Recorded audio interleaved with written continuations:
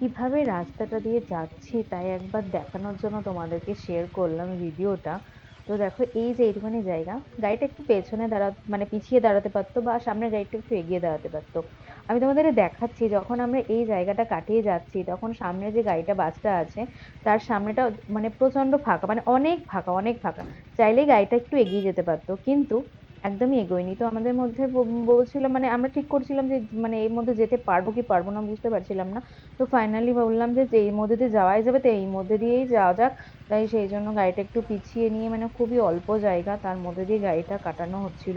আর যে গাড়িটা কাটানো হচ্ছিল না, তখন আস্তে আস্তে লরিগুলো চলতে শুরু করেছিল, দেখতে আরো ভয় লাগতে শুরু করেছিল।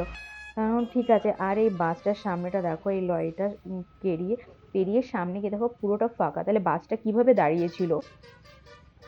যাই হোক, আর এই দেখো ফ্লাইওভারের উপরে যা কিছু হচ্ছে, কিন্তু এই মানে লম্বা লম্বা ফ্লাইওভার, মানে প্রচুর মানে লেন্থের ফ্লাইওভার গুলো, আর এই পাশ দিয়ে এইরকম দেখো সরু জায়গা, তার মধ্যে দিয়ে যেতে হচ্ছিল।